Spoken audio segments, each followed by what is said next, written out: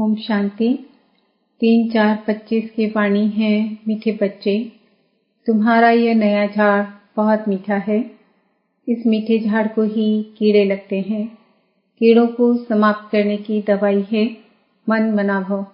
प्रश्न, पास with honour होने वाले स्टूडेंट की निशानी क्या होगी?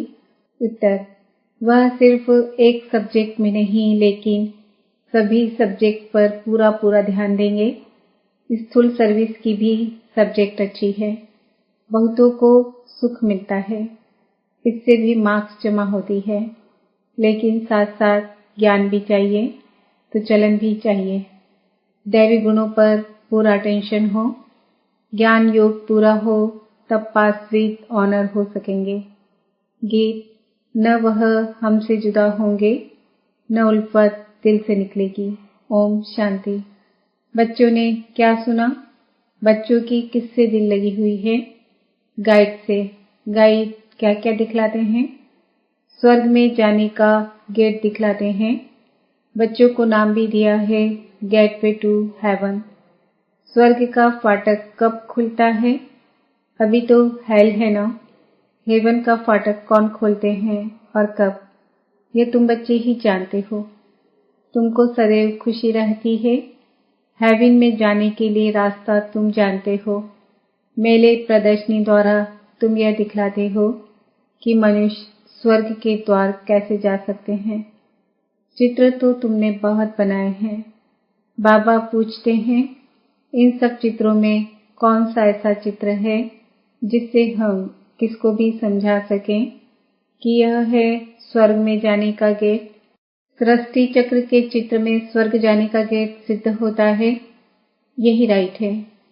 ऊपर में उस तरफ है नर्क का गेट, उस तरफ है स्वर्ग का गेट। बिल्कुल क्लियर है। यहाँ से सब आत्माएं भागती है शांति धाम, फिर आती है स्वर्ग में। यह गेट है। सारे चक्र को भी गेट नहीं कहेंगे। ऊपर में जहाँ संगम दिखाया है वह है पूरा गेट, जिसमें आत्माएं निकल जाती है, फिर नई दुनिया में आती है। बाकी सब शांति धाम में रहती है। कांटा दिखाता है यह नर्क है, वह स्वर्ग है। सबसे अच्छा फर्स्ट क्लास समझाने का यह चित्र है। बिल्कुल क्लियर है। Gateway to heaven. यह बुद्धि से समझने की बात है ना। अनेक धर्मों का विनाश और एक धर्म की स्थापना हो रही है। तुम जानते हो हम सुख धाम में जाएंगे, बाकी सब शांति धाम में चले जाएंगे।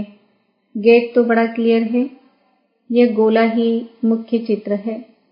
इसमें नर्क का द्वार, स्वर्ग का द्वार बिल्कुल क्लियर है। स्वर्ग के द्वार में जो कल्प पहले गए थे वही जाएंगे, बाकी सब शांति द्वार चले जाएंगे। नर्क का द्वार बंद हो, शांति और सुख का द्वार खुलता है। सबसे फर्स्ट क्लास चित्र यह है।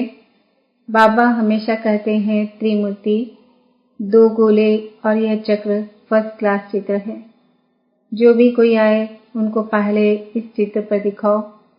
स्वर्ग में जाने का यह गेट है। यह नर्क, यह स्वर्ग। नर्क का अभी विनाश होता है, मुक्ति का गेट खुलता है। इस समय हम स्वर्ग में जाएंगे, बाकी सब शांति धाम में जाएंगे। कितना सहज है। स्वर्गद्वार सभी तो नहीं जाएंगे, वहां तो इन देवी देवताओं का ही राज्य था। तुम्हारी बुद्धि में है स्वर्ग द्वार चलने के लिए अभी हम लायक बने हैं। जितना लिखेंगे पढ़ेंगे होंगे नवाब, रूलेंगे पिलेंगे तो होंगे खराब। सबसे अच्छा चित्र ये गोले का है। बुद्धि से समझ सकते हैं। एक बार चित्र देखा फिर बुद्धि से काम लिया जाता है। तुम बच्चों को सारा दिन यह ख्यालात चलने चाहिए कि कौन सा चित्र मुख्य हो जिस पर हम अच्छी रीति समझा सकते हैं। गेटवे टू हेवन, यह अंग्रेजी अक्षर बहुत अच्छा है। अभी तो अनेक भाषाएं हो गई है। हिंदी अक्षर हिंदुस्तान से निकला है। हिंदुस्तान अक्षर कोई राइट नहीं है। इसका असूल नाम तो भारत ही है। भारत खंड कहते हैं। यह तो गलियों आदि के नाम बदले जाते हैं। खंड का नाम थोड़े ही बदला जाता है। महाभारत अक्षर है ना, सब में भारत ही याद आता है। गाते भी हैं भारत हमारा देश है, हिंदू धर्म कहने से भाषा भी हिंदी कर दी है। यह है अनराइटियस, सतयुग में था सच ही सच, सच पहनना, सच खाना, सच बोलना। यहाँ सब झूठ हो गया है। तो यह गेटवे टू हेवन अक्षर बहुत अच्छा है। चलो हम आपको स्वर्ग जाने का गेट बताएं। कितनी भाषाएं हो गई है। बाप तुम बच्चों को सदगति की श्रेष्ठ मत देते हैं। बाप की मत के लिए गायन है, उनकी गत मत न्यारी। तुम बच्चों को कितनी सहज मत देते हैं। भगवान की श्रीमत पर ही तुमको चलना है। डॉक्टर की मत पर डॉक्टर बनेंगे, भगवान की मत पर भगवान भगवती बनना होता है भी भगवानुवाद। इसलिए बाबा ने कहा था, पहले तो यह सिद्ध करो भगवान किसको कहा जाता है। स्वर्ग के मालिक जरूर भगवान भगवती ही ठहरे। ब्रह्म में तो कुछ है नहीं, स्वर्ग भी यहाँ, नर्क भी यहाँ होता है। स्वर्ग नर्क दोनों बिल्कुल न्यारे हैं। मनुष्यों की बुद्धि बिल्कुल तमो प्रधान हो गई है, कुछ भी समझते नहीं है। सत्युग को लाखों वर्ष दे दिया है, कलयुग के लिए कहते हैं 40,000 वर्ष पड़े हैं। बिल्कुल ही घोर अंधियारे में है। अभी तुम बच्चे जानते हो, बाप हमको हेवन ले जाने के लिए ऐसा गुणवान बनाते हैं। मुख्य पूर्णा ही ये रखना है कि हम सतो प्रधान कैसे बने। बाप ने बताया है मामे कम याद करो, चलते फिरते काम करते बुद्धि में यह याद रहे। आशिक माशुक भी कर्म तो करते हैं ना, भक्ति में भी कर्म तो करते हैं ना, बुद्धि में उनकी याद रहती है। याद करने के लिए माला फेरते हैं। बाप भी घड़ी घड़ी कहते हैं मुझ बाप को याद करो। सर्वव्यापी कह देते तो फिर याद किसको करेंगे। बाप समझाते हैं तुम कितने नास्तिक बन गए हो, बाप को ही नहीं जानते हो। कहते भी हो ओ गॉड फादर, परंतु वह है कौन यह जरा भी पता नहीं है। आत्मा कहती है ओ गॉड फादर, परंतु आत्मा क्या है। आत्मा अलग है, उनको कहते हैं परम आत्मा अर्थात सुप्रीम। ऊंच ते ऊंच सुप्रीम सोल परमात्मा।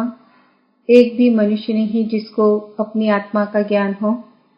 मैं आत्मा हूँ, यह शरीर है। दो चीज तो है ना, यह शरीर 5 तत्वों का बना हुआ है। आत्मा तो अविनाशी एक बिंदी है, वह क्या चीज से बनेगी, इतनी छोटी बिंदी है। साधु संत आदि कोई को पता नहीं। इसने तो बहुत गुरु किए, परंतु कोई ने यह नहीं सुनाया कि आत्मा क्या है, परम पिता परमात्मा क्या है। ऐसे नहीं, सिर्फ परमात्मा को नहीं जानते, आत्मा को भी नहीं जानते। आत्मा को जान जाए तो परमात्मा को फट से जान जाए। बच्चा अपने को जाने और बाप को न जाने तो चल कैसे सकते। तुम तो भी जानते हो आत्मा क्या है, कहाँ रहती है। डॉक्टर लोग भी इतना समझते हैं, वह सूक्ष्म है, इन आंखों से देखी नहीं जाती। फिर शीशे में भी बंद करने से देख कैसे सकेंगे। दुनिया में तुम्हारे जैसी नॉलेज कोई को नहीं है। तुम जानते हो आत्मा बिंदी है, परमात्मा भी बिंदी है। बाकी हम आत्माएं पतित से पावन, पावन से पतित बनती है। वहां तो पतित आत्मा नहीं रहती है, वहां से सब पावन आते हैं, फिर पतित बनते हैं, फिर बाप आकर पावन बनाते हैं। यह बहुत ही सहज से सहज बात है। तुम जानते हो हमारी आत्मा 84 का चक्र लगाए अब तमो प्रधान बन गई है। हम ही 84 जन्म लेते हैं, एक की बात नहीं है। बाप कहते हैं मैं समझाता इनको हूँ, सुनते तुम हो। मैंने इनमें प्रवेश किया है, इनको सुनाता हूँ, तुम सुन लेते हो। यह है रथ, तो बाबा ने समझाया है। नाम रखना चाहिए गेटवे टू हेवन, परंतु इसमें भी समझाना पड़े कि सत्युग में जो देवी देवता धर्म था वह अब प्रायः लोप है। कोई को पता नहीं है, कृष्ण भी पहले सतो प्रधान थे, फिर पुनर्जन्म लेते लेते तमो प्रधान बनते हैं। झाड़ भी पुराना जरूर होता है। यह वैरायटी धर्मों का झाड़ है। झाड़ के हिसाब से और सब धर्म वाले आते ही पीछे हैं। यह ड्रामा बना बनाया है। ऐसे थोड़ी ही कोई को टर्न मिल जाएगा सतयुग में आने का। नहीं, यह तो अनादि खेल बना हुआ है। सतयुग में एक ही आदि सनातन प्राचीन देवी देवता धर्म था। अब तुम बच्चों की बुद्धि में है कि हम स्वर्ग में जा रहे हैं। आत्मा कहती है हम तमो प्रधान है, तो घर कैसे जाएंगे, स्वर्ग में कैसे जाएंगे। उसके लिए सतो प्रधान बनने की युक्ति भी बाप ने बतलाई है। बाप कहते हैं मुझे ही पतित पावन कहते हैं। अपने को आत्मा समझ बाप को याद करो। भगवान वाच लिखा हुआ है। यह भी सब कहते रहते हैं। क्राइस्ट से इतने वर्ष पहले भारत हेवन था, परंतु कैसे बना, फिर कहाँ गया, यह कोई नहीं जानते। तुम तो अच्छी रीति जानते हो। आगे ये सब बातें थोड़ी ही जानते थे। दुनिया में यह भी किसको पता नहीं कि आत्मा ही अच्छी व बुरी बनती है। सभी आत्माएं बच्चे हैं, बाप को याद करते हैं। बाप सभी का माशूक है, सभी आशिक हैं। अभी तुम बच्चे जानते हो वह माशूक आया हुआ है, बहुत मीठा माशूक है, नहीं तो सभी उनको याद क्यों करते। कोई भी ऐसा मनुष्य नहीं होगा जिसके मुख से परमात्मा का नाम नहीं निकले। सिर्फ जानते नहीं हैं। तुम जानते हो आत्मा अशरीरी है। आत्माओं की भी पूजा होती है ना। हम जो पूज्य थे वह फिर अपनी ही आत्मा को पूजने लगे। हो सकता है आगे जन्म में ब्राह्मण कुल में जन्म लिया हो। श्रीनाथ को भोग लगता है, खाते तो पुजारी लोग हैं। यह सब है भक्ति मार्ग। तुम बच्चों को समझाना है स्वर्ग का फाटक खोलने वाला बाप है, परंतु खोले कैसे, समझावे कैसे। भगवान वाच है तो जरूर शरीर द्वारा वाच होगी ना। आत्मा ही शरीर द्वारा बोलती है, सुनती है। यह बाबा रेजगारी बताते हैं, बीज और झाड़ है। तुम बच्चे जानते हो यह नया झाड़ है। आहिस्ते आहिस्ते फिर वृद्धि को पाते हैं। तुम्हारे इस नए झाड़ को कीड़े भी बहुत लगते हैं, क्योंकि यह नया झाड़ बहुत मीठा है। मीठे झाड़ को ही कीड़े आदि कुछ न कुछ लगते हैं, फिर दवाई दे देते हैं। बाप ने भी मन मनाभव की दवाई बहुत अच्छी दी है। मन मनाभव न होने से कीड़े खा जाते हैं। कीड़े वाली चीज क्या काम आएगी, वह तो फेंकी जाती है। कहाँ ऊंच पद, कहाँ नीच पद, फर्क तो है ना। मीठे बच्चों को समझाते रहते हैं, बहुत मीठे मीठे बनो, कोई से भी लून पानी न बनो, शेरखंड बनो। वहाँ शेर बकरी भी शेरखंड रहते हैं, तो बच्चों को भी शेरखंड बनना चाहिए। परंतु कोई की तकदीर में ही नहीं है, तो तदबीर भी क्या करें, नापास हो जाते हैं। टीचर तो पढ़ाते हैं तकदीर ऊंच बनाने, टीचर पढ़ाते तो सबको हैं। फर्क भी तुम देखते हो। स्टूडेंट क्लास में जान सकते हैं कौन किस सब्जेक्ट में होशियार है।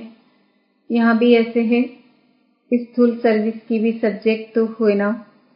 जैसे भंडारी है, बहुतों को सुख मिलता है, कितना सब याद करते हैं।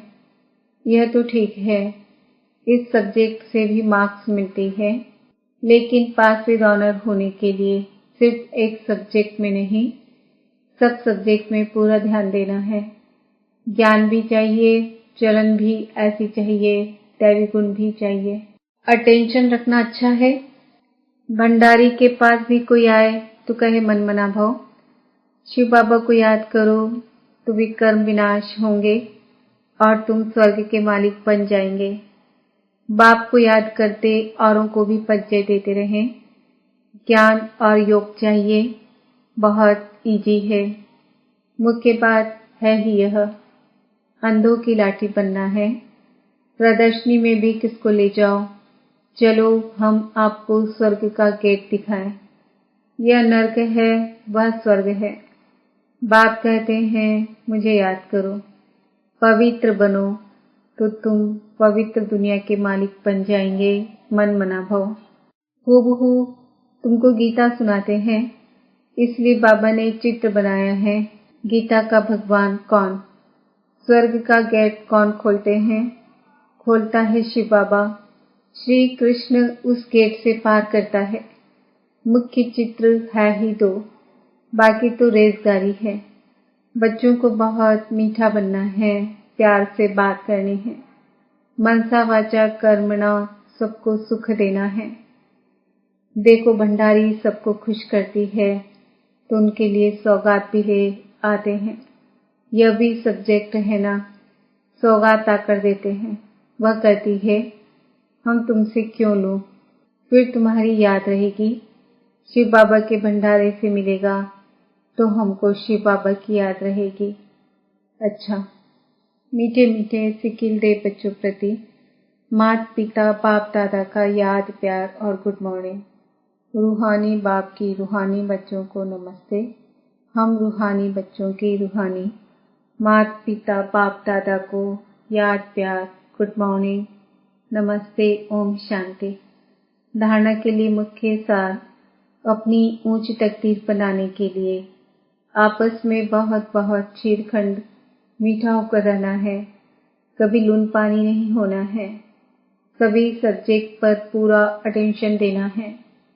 सदगति के लिए बाप की जो श्रेष्ठ मत मिली है उस पर चलना है और सबको श्रेष्ठ मत ही सुनानी है। स्वर्ग में जाने का रास्ता दिखाना है। वरदान, हर आत्मा को हिम्मत उल्लास दिलाने वाले रहम दिल विश्व कल्याणकारी भव। कभी भी ब्राह्मण परिवार में किसी कमजोर आत्मा को तुम कमजोर हो ऐसे नहीं कहना। आप रहम दिल विश्व कल्याणकारी बच्चों के मुख से सदैव हर आत्मा के प्रति शुभ बोल निकलने चाहिए। दिल शिकस्त बनाने वाले नहीं, चाहे कोई कितना भी कमजोर हो। उसे इशारा या शिक्षा भी देनी हो तो पहले समर्थ बनाकर फिर शिक्षा दो। पहले धरनी पर हिम्मत और उत्साह का हल चलाओ, फिर बीज डालो तो सहज हर बीज का फल निकलेगा। इससे विश्व कल्याण की सेवा तीव्र हो जाएगी। स्लोगन, बाप की दुआएं लेते हुए सदा भरपूरता का अनुभव करो। आज का समान है, मैं आत्मा रहम दिल विश्व कल्याणकारी हूँ। ओम शांति। आज के व्यक्ति इशारे कंबाइंड रूप की स्मृति से सदा विजयी बनो। सदा हर कर्म करते हुए अपने को कर्म योगी आत्मा अनुभव करो। कोई भी कर्म करते हुए याद भूल नहीं सकती। कर्म और योग दोनों कंबाइन हो जाए, जैसे कोई जुड़ी हुई चीज को अलग नहीं कर